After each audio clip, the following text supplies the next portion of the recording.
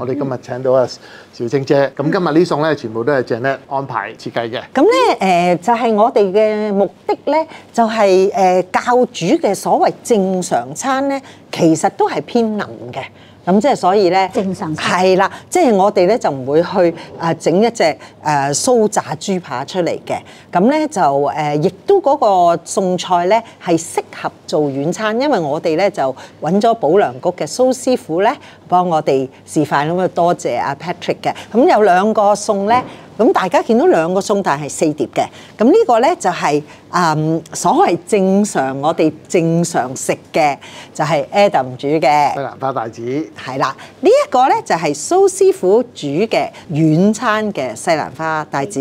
咁呢個咧就係小青姐你有份嘅蠔皇薯仔炆雞球。蘇師傅咧亦都做咗一個相應版嘅雞球，就係俾有吞咽困難嘅病人同埋長者食嘅。其實咧呢個正常嘅帶子咧，即係如果吞咽困難嚴重到係第4級咧 ，IDDSI 第4級就唔得。但其實呢個咧，如果屋企人咧將佢剁咗做好細粒嘅帶子咧，可以係啊，係啊，同埋Adam可以落多啲醬汁煮耐少少，係咪可以啊？細粒啲。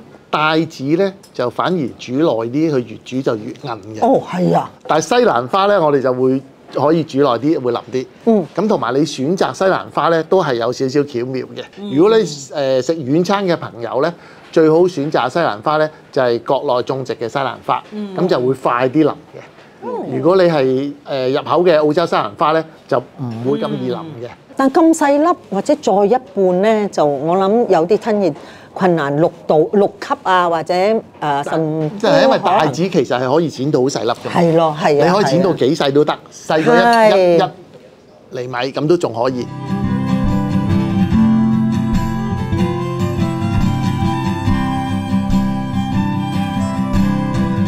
我哋啲老人家啦、老友記啦，或者我哋一啲嘅有病友啦，或者係有吞咽困難嘅人士咧，其實佢都分佢根據嗰個吞咽嘅能力咧，就分好多級數嘅。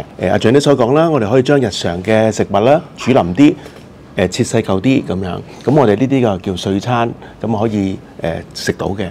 咁但係有部分咧，其實碎餐都食唔到啦，咁就會食軟餐或者我哋講緊有啲係糊餐咁樣咯，就係將我哋啲食物咧攪碎佢，然之後咧變到糊狀，而我哋咧就加入一啲增稠粉啊，令到佢咧可以凝固翻，就而家成為一個而家軟餐嘅形態啦。其實軟餐最緊要咧，我哋本身嘅目標咧、目的咧，其實就係想佢哋咧可以色香味俱全。如果唔係嘅話咧，佢哋只係食到一碗打溶咗嘅食物咁樣咯。咁你而家見到咧，其實咧會覺得，咦，好好味喎！咁亦都有一個食物嘅形態入邊咯。其實咧軟餐製嘅過程入邊咧，咁我哋入邊咧都有好多嘅模咧係去做嘅。咁所以咧我哋會因應住呢啲嘅模具咧，就會做咗呢個形態。平時煮開正餐嘅雞咧，我哋會根據住廚師去切啦，咁啊切到唔同嘅形狀。但係我哋倒嘅模咧，就一般嚟講就係呢個形態咯。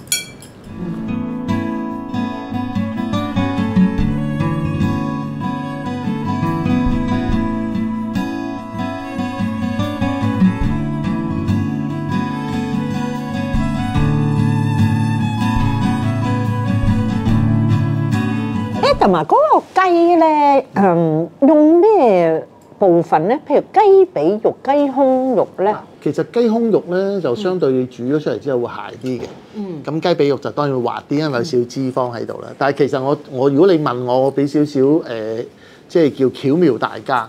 如果你想啲雞肉係腍啲，怎煮呢個？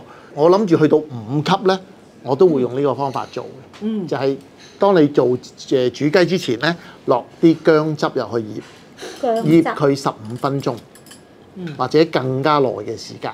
咁你煮出嚟嘅雞肉咧就會係好腍好霉嘅啦。如果你超過15分鐘、20分鐘醃薑汁咧，嚿雞肉嘅肉咧，我哋正常嚟講咧就差唔多好似霉咗咁啦。去唔到4級，一定去唔到4級。但係介乎6級至5級之間，嗰個肉質係會去到咁嘅，因為薑汁係一個好強烈嘅鬆肉粉。我哋通常煮落薑汁煮咧，我哋唔會一早醃定佢嘅，因為實死嘅啲肉。死嘅意思就係霉晒。咁所以我就會係喺煮之前嘅10零分鐘，我就落啲薑汁落醃佢10零分鐘。你超過15分鐘嘅肉咧，就開始霉㗎啦。其實，咁所以如果你越落得薑汁多，你再煮出嚟肉咧，佢就會更加腍滑。咁所以咧係可以達到我諗係6至5級之間嘅咧，都係可以用食嘅。甚至咧，其實有陣時如果你太過醃得太過火咧，你一壓攞條匙羹一壓咧，其實都會扁咗㗎啦，溶晒。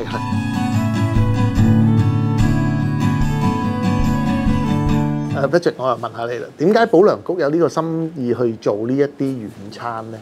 其實大家認識保良局就好多嘢啦嚇，但係似乎呢一個咧就唔係咁 popular 俾人認知得到嘅。其實咧，我哋咧保良局咧入邊有好多嘅安老服務啦，亦都有一啲咧就康復服務，係服務緊一啲嘅長者啦，同埋一啲嘅殘疾嘅朋友嘅。我哋發現咧，其實咧佢哋有吞嚥困難嘅話咧，過往咧都可能係要食一啲嘅糊餐，即係咧我哋將食物咧就打碎佢，然之後咧變成糊狀就去食。我哋後尾發現咧，就喺2015年嘗試呢一個叫軟餐啦，咁咧就令到咧我哋嘅服務使用者啊、啲長者啊，佢哋可以咧有色香味俱全嘅食物係去進食嘅。而咧食其實喺中國人嚟講咧，其實係一個好重要嘅事。除咗係民以食為天之外啦，其實食咧亦都係一家人嘅意思。我哋有時食嘅時候咧係同朋友一齊食，一家一齊食嘅。所以咧透過軟餐嘅話咧，佢都可以咧好似我哋大家我哋食嘅一般嘅餸菜咁樣擺喺台面，一家人一齊食，都代表份心意咯。我覺得我哋最緊要就係一家人食飯啊嘛，咁點解做節一定要團圓啊一齊咧？咁所以如果有呢啲咁樣就相當好咯。係啦，所以我哋嘅品牌咧都叫做回味軟餐嘅，其實咧亦都希望回味家常，係啦，咁啊可以同屋企人同過往嘅生活一樣。但係咧煮都需要一啲時間喎。有冇得賣嘅咧？嗱，我哋保良局而家都有一啲嘅軟餐餐盒係去發售嘅，咁可以睇翻我哋嘅網頁，咁可以留意多少少。咁稍後咧，我哋會再推出咧就一啲唔同特色嘅食品啦，例如嚟緊中秋節到咯喎，咁我哋就有月餅。我哋嘅軟餐月餅咧，其實咧同我哋平時見到嘅月餅一樣，有個皮，亦比較餡嘅。咁我哋有3隻味，咁啊有呢個單黃嘅蓮蓉啦，咁咧亦都有呢個流心嘅奶黃啦，同埋咧最一個比較特別啲嘅味道就係滾圓紅棗。OK，咁啲皮會唔會好硬咧？嗬？講得係軟餐啦，所以咧佢就一定係腍嘅。軟餐嘅定義就係一定係四級4級嘅啦，係啦。但個皮都可以做到咁腍，又要似個月餅皮。咁都唔難嘅。嗱，你睇呢嚿薯仔，佢都好定型啊，係咪？係啊，蘇師傅煮嗰個咧，佢都充分咧利用到蠔油嘅優勢，因為咧嗱，我就當我自己冇牙，我就擺咗佢入個脷上面，就喺個上顎一頂咧，我就即刻知道呢一個係蠔油嘅味。咁咧再食落去咧，就食到係雞嘅味。我覺得個紅蘿蔔好好食，因為佢真係令我覺得我係即係有嗰個味啦。咁薯仔就好腍好腍啦，佢本來天生都原燜得耐都好腍。咁我覺得喺心理上呢樣嘢好好嘅。即係如果你話因為年老啊或者病咧，你樣樣食啲嘢都唔係你以前後生食嗰啲咧，嗰啲係回憶嚟噶嘛，你唔會唔開心。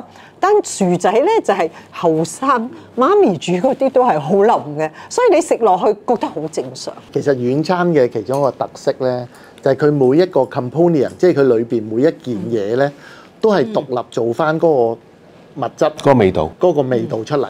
咁先係叫做合乎佢哋軟餐嗰個最重心嘅中心點，就係令到你食每一樣嘢有翻嗰個味道，而唔係好似食糊餐咁撈大一大劈嘢俾你食。即係有陣時你去啲院舍見到啲老人家真係要食糊餐嘅時候，佢就係一劈劈嘢俾佢，咁唔係獨立食到。佢有陣時你好似老人家，我中意食帶子，咁我食到帶子嘅味，而唔係一劈嘢撈埋晒。好清晰啊！係啦，係你好清晰嘅，你會知道你食緊乜嘢。即係都係一種享受咯。冇錯啦，咁呢個亦都係軟餐。點解啲師傅要嘥咁多功夫，逐樣嘅食材去個別處理咗之後去做出嚟咧？呢個正正就係佢哋嘅心意咯。咁我哋今日就攞咗3款我哋嘅軟餐月餅嚟俾大家試下，包括桂圓紅棗啦，仲有呢個嘅單黃蓮蓉同埋呢個流心奶黃嘅。嗱呢個咧其實我哋咧係用一個嘅饅頭皮咧嚟做嘅。咁我當然我哋係打溶咗佢啦。好掂啊！係咪好似甜品啊？真係嗬！平時我哋食開嗰啲，有啲似我哋喺酒樓食桂圓紅豆糕，但係有少少蛋黃嘅 mix。但係咧，甜品其實係最好嘅，好正常，因為似西人嘅布甸。我哋咧就想我哋咧，其實咧啲老人家咧食到我哋嘅月餅咧，就第一，咦同中秋佢平時食開嘅一樣嘅喎，咁同埋咧又可以吞到，又可以食到落肚咁樣咯。Patrick 啊，喺3種入邊咧，我倒自願最中意嗰個奶黃，因為咧你食落去咧，好似法式甜品嗰個 crème brûlée啊。我諗因為係蛋啦，同埋因為我食慣呢種嘢咧，我覺得冇乜太大分別啊。咁我就覺得即係你知食嘢咧係好多回憶㗎嘛。係啊，我估係甜品嘅質感咧，不嬲都係以腍啲啊，好似呢個頭先你講緊法式甜品個質地咁樣咯。咁所以食落去咧，大家會比較習慣啲啦咁。同埋咧就少少知識咧，其實咧一糯米啊嗰啲咧，其實咧如果吞嚥困難人係食唔到㗎。所以咧我哋做嘅產品入邊咧係全部都唔會有糯米㗎咯。